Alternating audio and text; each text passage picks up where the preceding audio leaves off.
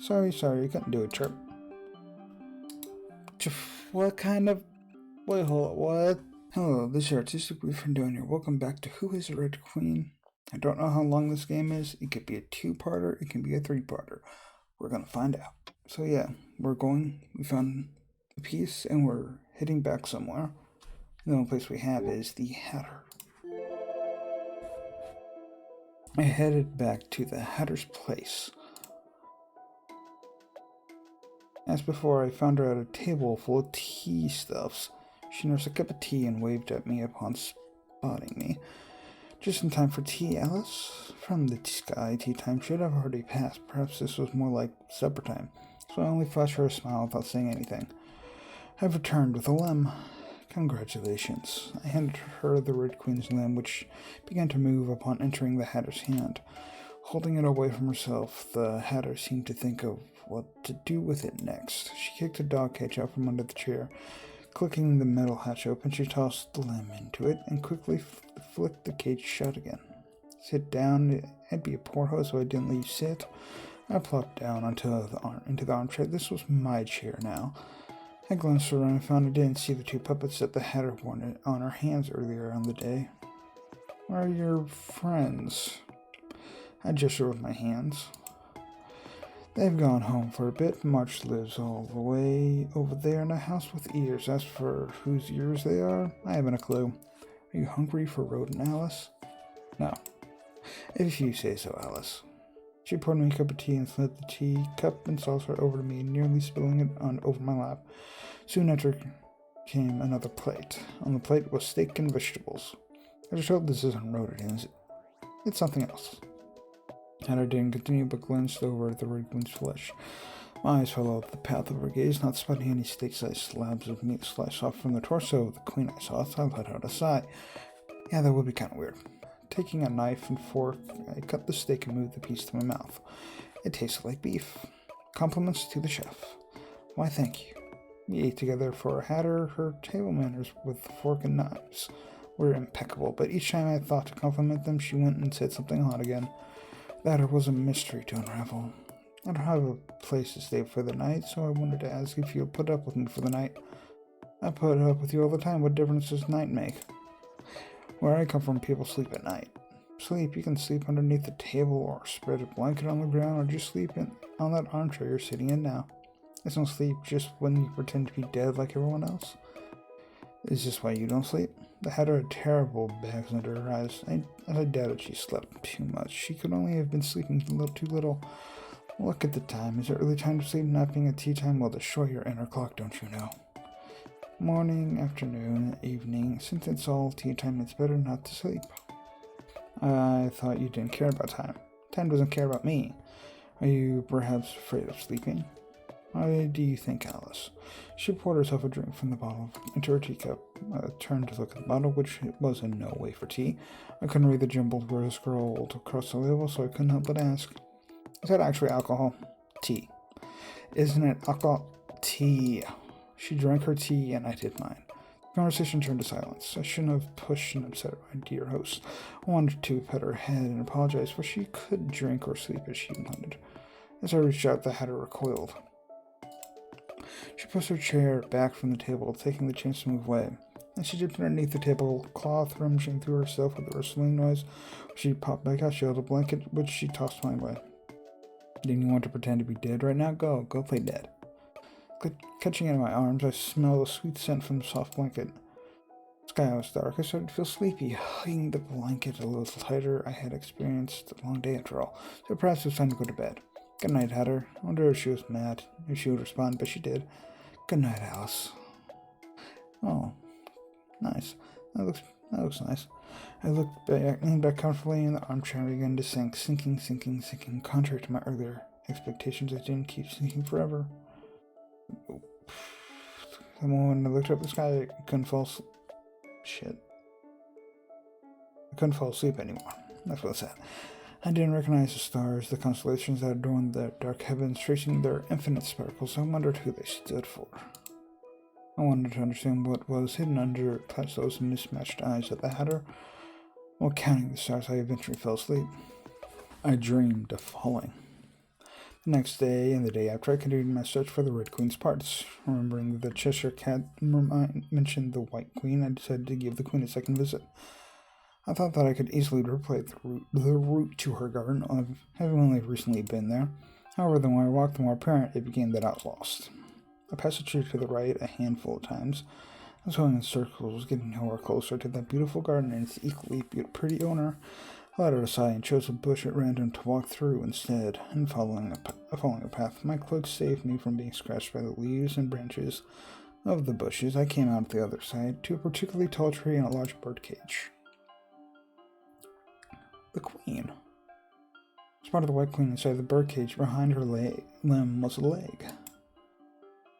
Hello? We meet again, Alice. I didn't expect that I would be trapped here again. I'm a little embarrassed that you're seeing me like this. I contemplated just asking for the leg and leaving. No, that would be a terribly foul thing to do, especially to a pretty person like her. Although in a way it almost seemed like a good idea to leave a pretty bird locked up in a cage all for oneself. After all, how would you catch her if you let her go free? Is that the Red Queen's right leg? So it would appear.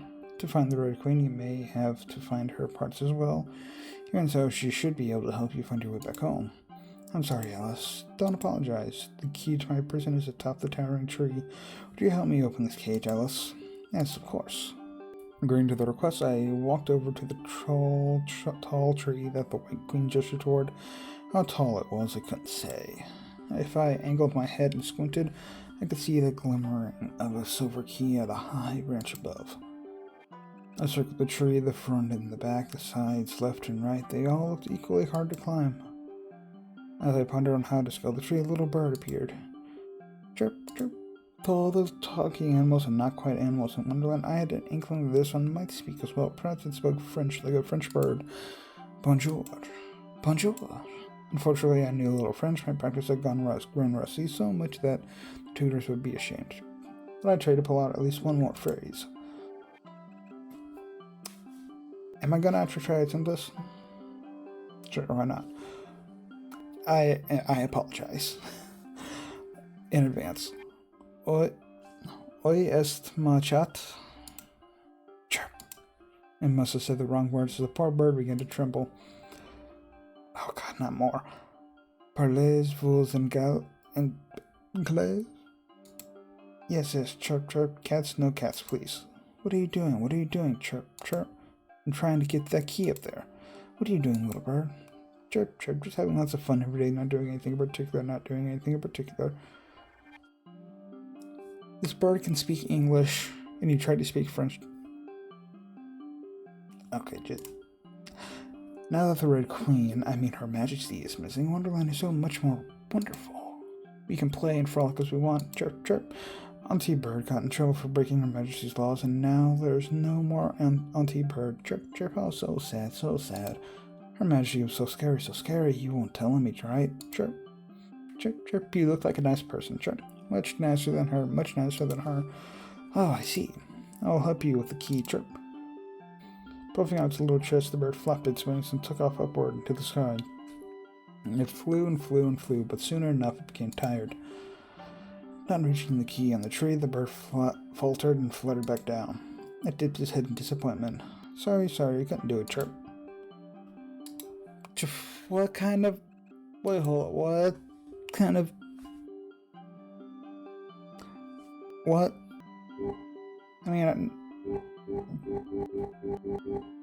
Pet the bird. I'm not gonna kill the bird.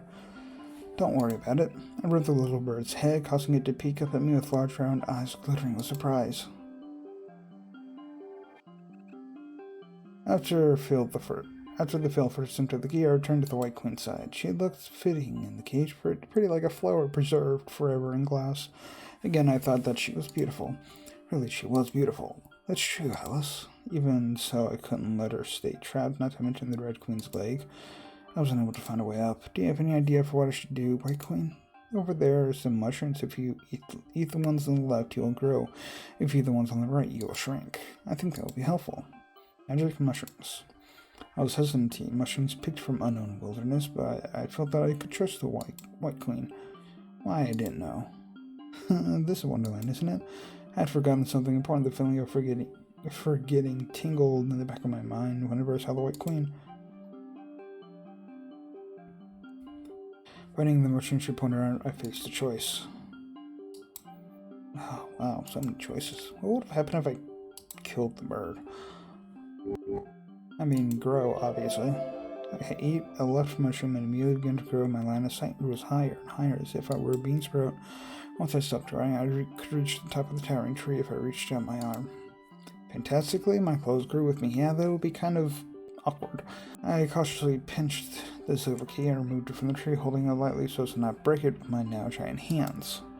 The key I now had, but the cage I could not open. It was much too big. Magic will wear off. In the meanwhile, would you accompany me to chat, Alice? That may be for the best. I now have to wait until I revert back to my original size to open the door. Is the invitation for tea something still... I cannot speak for some fucking reason. Is the invitation for tea sometimes still open? Yes, always. Then I shall ask what sort of foods and tea you like to drink to see what I might expect. What's your favorite tea? White tea. Do you prefer black tea still? How did you know? We chatted for a while about the tea, and at some point the conversation turned to flowers. Perhaps it was that she felt ambivalently on floral teas. You are welcome to visit the garden any time. I couldn't find the way up to the garden today. Perhaps getting lost had been for the better, and I found her in the end. Yes, that happens when I'm not there, but Wonderland should lead you my way if you think of me, at least for you, Alice. I have nowhere to be but the garden. She paused, looking at something in the distance that I could not see. Would you believe me if I told you I can see the future? I turned the eyes unconcerned with a calm surety. I didn't feel that she would lie, yet I couldn't quite believe her words either. I wonder what I had forgotten, what I was doubting. Rather than answer, I decided to play along. Can you change the future you see? Why do you ask? Otherwise, isn't it lonesome? I don't believe that the future is predestined, but the solitude of such a power would also be the fate of a queen in this world. Her words sounded contradictory, even for the Red Queen, especially for the Red Queen. The White Queen spoke of fate as if still trapped by something more than just this birdcage. I couldn't understand. We talked a little longer. I felt the tingling on my arms and began to revert to my usual size. The world warped and finally popped back to its proper place. I twirled around to check that all was well. Identifying no issues, I picked up the key that I dropped to the ground at some point and inserted it into the lock of the White Queen's birdcage. With a smooth click, the cage unlocked. I opened the door. The White Queen stumbled out of the birdcage, her legs still wobbly from sitting on the cage for so long. She let me hold her steady until she rebalanced herself. Thank you. You're welcome. I had to return to the garden now, but my invitation is always open, Alice. I'll see you later if you're willing. She handed me the Red Queen's leg. Freed from the birdcage, the White Queen departed to return to her garden. I had to run around some more and return to the Hatter's place with the second lamb. The day came to an end, but the Hatter's clock remained at tea time. She was arguing with her own hand puppet about some sort of song, some rendition of Twinkle Twinkle. The hair in her hand was flung back and forth. I waited out to seeing as she started laughing by herself halfway through. Apparently she couldn't sing. Once her shoulders stopped shaking, the Hatter turned to me. Alice, you voyeur. I see you brought a second one. That one is one, and this one is two. Good work. The Hatter clapped her wrist half a dozen times. Alice, you won't join us for tea again today. Won't you join us for tea again today? Hatter made scones. It has butter. Thank you for the invitation. Dormouse? From my response to the Dormouse, she immediately brightened up. It would make sense. It would make the Hatter happy. I didn't see why not just play along. Setting aside her puppet friend, she extended an open palm toward me. I proceeded to commit lèse-majesté by tossing the limb over to the Hatter's tea table to her. I took a seat in my armchair, seeing her clumsily catch it in her arms. At my seat, there was already a cup of tea prepared. With her free hand, the Hatter opened the dog cage and retrieved the other limb. Do you need any help with that? I have everything under control. Without another pause, the Hatter struck the limbs under the Red Queen's torso. The flesh thundered with a squelch as the muscle, skin, and bone began to knit into place. Still a red line remained where the limbs connected. I took a bite of a scone as Hatter said it had butter. The Red Queen's incomplete body twitched, something squirming under the skin. I spread some clotted cream and jam onto the scone. The perfect blend of sweetness made me wonder where she got the jam. It was very red. Ow. A single arm grabbed the Hatter, smacking as it squirmed. The Hatter kicked the incomplete Red Queen, rendering the limb hunk of me paralyzed with shock. The Hatter forced its limbs off. A bit of blood and something else dripped onto the ground. Gripping the writhing limbs in her hands, the Hatter popped open the dog cage door on her feet, with her feet and checked them in. With a thud, into the cage the arm and leg went. Good scones. Thank you. You mentioned you also had some business with the Red Queen Hatter, but what is it? Something to do with red, something to do with flesh. I realized I didn't quite know. A matter personal, Alice. I prefer you don't pry. I was the one gathering the pieces, so of course I wanted to know. Then again, the Hatter could just as well put this corpse together herself. A better question was how she obtained that first chunk of meat, but I doubted she would answer. I was curious. After all, not every Hatter keeps the Red Queen's dismembered body at their table, much less treats it like you do. White Rabbit is searching for the Red Queen right now, as you see. And the Red Queen is right here. At least part of her was. No one likes a White Rabbit. Why didn't you tell her, Alice? Well, I didn't feel like it. The White Rabbit was boring. I had the feeling that telling her anything about the corpse sitting with us wouldn't help me much. You saved me from the dungeon in that dark, dank place. A hat's not enough for the cold. Dungeons here aren't for keeping, but for killing. I see. Let's commit Les Matches together. Surely the Red Queen will forgive us for piecing her together. I much prefer this Hatter. Oh no, Alice, this is much closer to blasphemy. We had no choice but to beg the wrathful God for forgiveness, don't you know? I couldn't but help think of Osiris, the judge of the dead, cut to pieces by his own brother. Even a god king, rather a god queen, could be chopped up and rendered helpless. The tutors would be proud of me for remembering. Is that so? It'll be good working with you, Hatter. I offered a handshake. Seeing her hesitation, I expected her to reject my outstretched hand, but she instead grabbed my finger with an expression filled with uncertainty. I thought that she would try to pull my finger off. However, she only gripped me weakly and shook it up and down before letting go once more. She was a bit gloomier for the time after. Night fell and another day ended. What did I dream of? I must have forgotten. Only 2 more limbs and a head remain. I continued on my adventure to collect the Red Queen so that I could finally meet her and find a way back home. Step, step, step, I walked around this upside-down world. In between my exploration of Wonderland, I chatted with the Hatter, and she made a certain inquiry. What do you want to go back to at home? What indeed? Alice, what was waiting for you at home? Counting off my fingers, 2 sisters, 2 cats, a large empty house, books, and tutors. With my sisters, Lori and Eddie, I was not particularly close. Eddie or Edie? I don't know. The older Lorena and the younger Edith, intelligent Lorena, and precarious Edith, they seemed to live in their own world apart from Alice. I preferred the cats, a white cat and a black cat. The former was cute, a little beauty like the White Queen, and the latter a little devil. As for the books, our library seemed endless. I had so many books that I could drown. Maybe a pile had collapsed on me, and I was dying, suffocating under the pages so terribly that I fell into Wonderland. The tutors would be so mad that the books were ruined. And one set of phantoms stinging in the back of my legs. The poor ruler, I could already see it go red. That was my world, a boring, normal, plain world where animals didn't talk and corpses didn't move, where I hadn't needed to think of much at all. I was Alice, and that place was Alice's place. I felt with my fingers grasping for the correct expression to wear. A smile, was always safe. I'll be off then. Step, step, step. I traversed about this place, which was not Alice's place, my place. I was walking around, searching for clues where the next limbs or even head could be when I heard the sound. But the head. Well, I know where the head is. She doesn't, but I know. I followed the noise. I found the oddest pair, a rabbit and a cat. I asked the Hatter. Hatter, that mad Hatter. She's more cuckoo than the bird, a real nuisance. The only silver lining is how now that rat and hare are out of the way, she's become more of a recluse. My ears are still ringing from the time we had to pull peasants off the street to sing for royal guests. Gourds have stopped working, the kingdom's falling into anarchy. We've got filth on the ground left and right. Up and down, too. Shut up, you damn cat. fucking criminal pretending to be a cat. If we weren't so busy, I'll send the cart just to chain you up and throw you back into the dungeon where you belong. Scary threats from a rabbit. Listen up, your name is still on the top of the list for execution, cat. Don't think you can do whatever you want.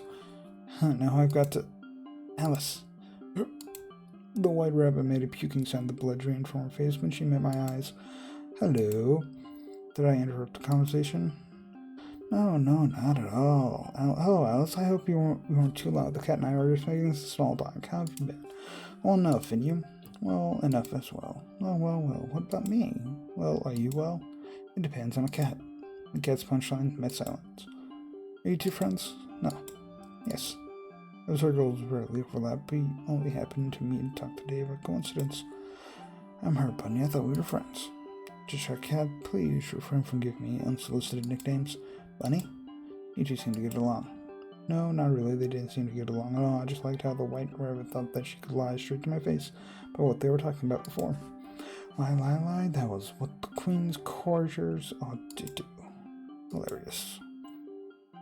In a short three-way chat, the white rabbit pulled me to the side for a private conversation. I have an invitation for you, Alice. The white rabbit reached into her coat, retrieving an envelope from an inner pocket. She held it out to me. The Duchess had invited you to her endless party if you're interested in attending. It is and will always be held at the manor. I took the outstretched invitation. When is it? On and on indefinitely.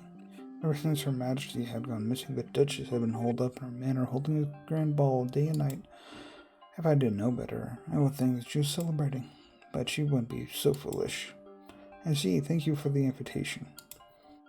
Tracing an oddly familiar wax seal upon the envelope, I fiddled with the invitation in my hand. I wondered where I had seen it before. I live to serve, Alice. What a relief a burden has lifted off my shoulders now that this invitation is delivered. If it pleases you to attend, I hope you have an enjoyable time. The Duchess certainly knows how to throw parties, and the nobility of Wonderland know how to party. I tucked the invitation away. Is there anything else? No, that is all. I won't bother you any further. Please excuse me, Alice, and have a nice day. Bowing her head a few times, she made her way and soon was out of sight. Then off she goes. We were talking about something too, the white rabbit. She only cares about the Mad Queen. I've got a little secret about the Red Queen. She's a bit of gossip. Do you want to hear? Certainly.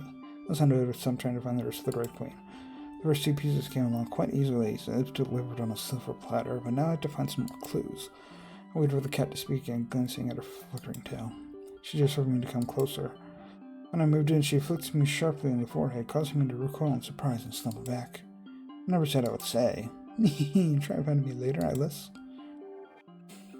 Before I could respond to her provocation, she disappeared into thin air, leaving a grin floating before me for a short moment more. That is, if you can. The flicker of the grin too vanished.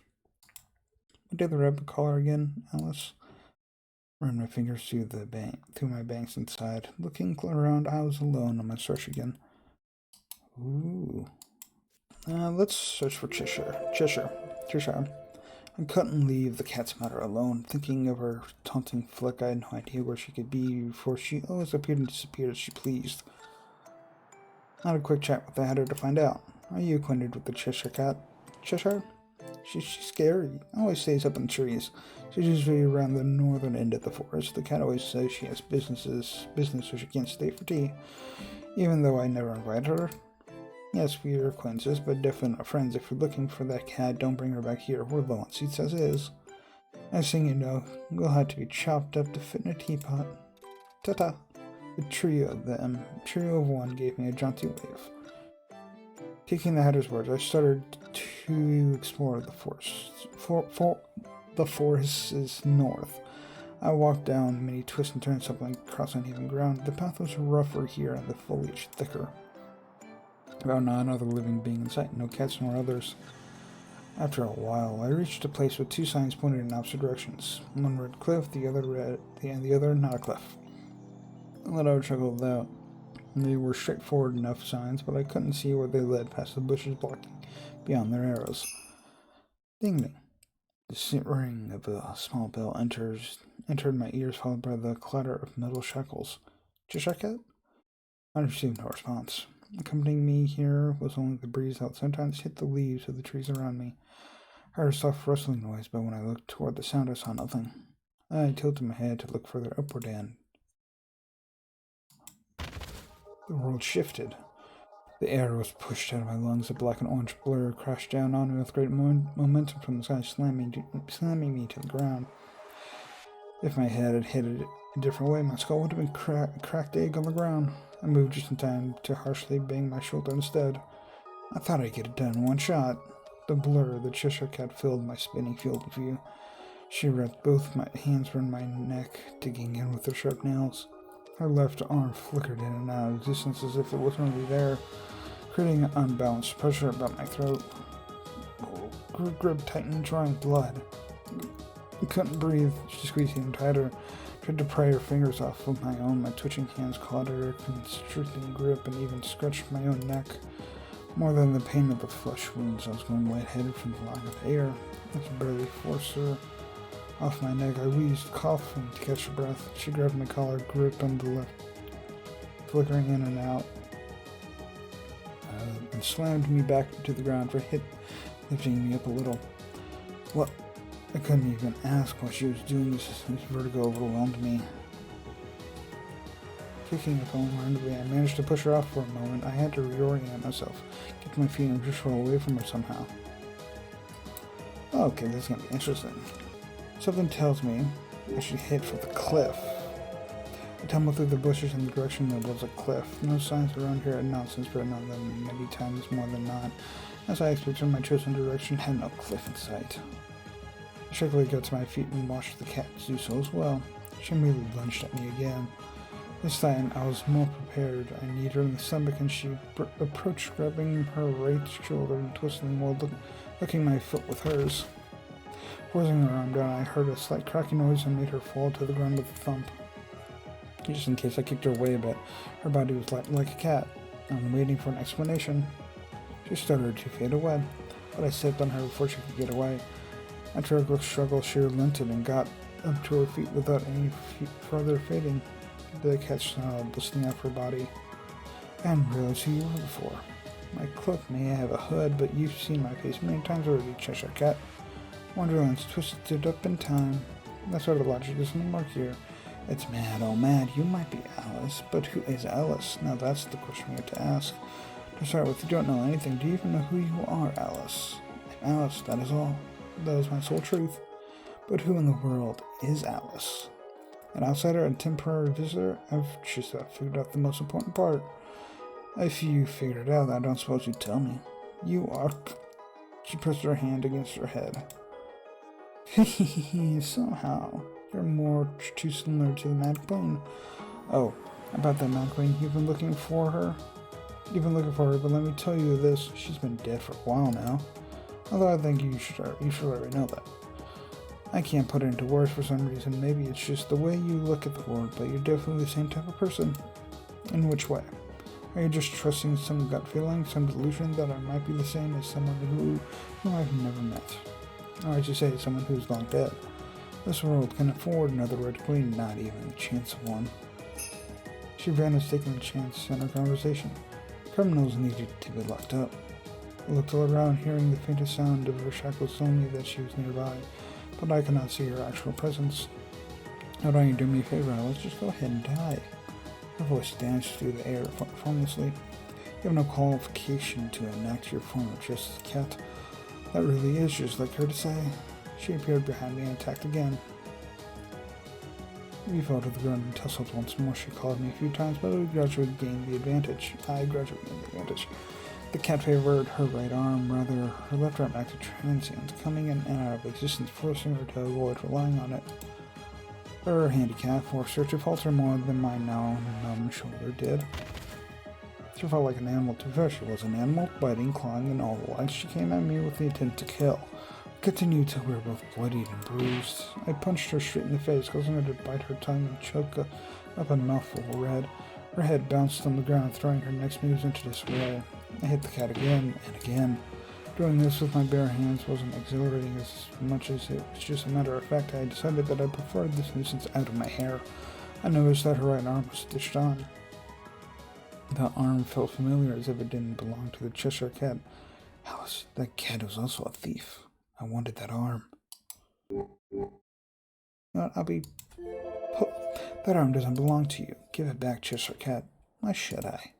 I asked politely because I would prefer to let you part with it on your own terms. If I must, I will take more drastic measures. The cat squirmed under me, but I forced her down, sitting atop her body. I have no intention of staying in Wonderland. My current adventures through this world are entirely to find a way back to my own world. As such, Cheshire, if you would hand over the arm, then we would have no further interactions. I will endeavor not to meet with you again unless it has to do with my way home. I can't fight anymore. Tension left her muscles, signaling to me that she had given up. She let out a scornful bark like a laugh as she quisqued. Fine, I'll give you the arm. So get off. She made a weak motion as if to push me off.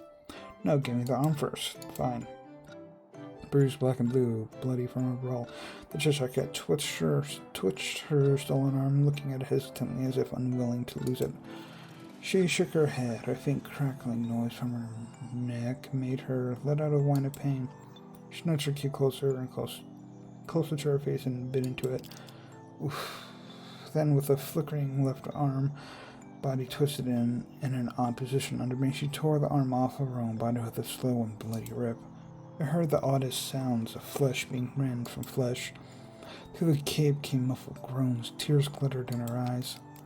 Oh, after what seemed like an eternity, the cat chucked the removed arm to the side. Blood dripped out of the stump from which the lamb was removed. The lamb, too, made a crimson mess on the ground. Is that enough for you, Alice? I nodded. Now get off. I stood up from the cat, feeling a wave of dizziness hit me along with a throbbing headache. She rolled over in pain and started pushing herself up, stumbling and falling a number of times under the grass with an ugly red splat.